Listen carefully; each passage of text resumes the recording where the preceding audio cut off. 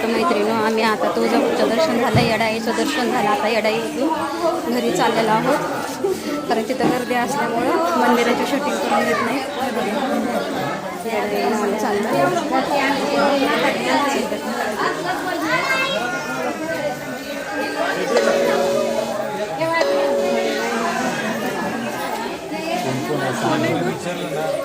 मुलगा, आई,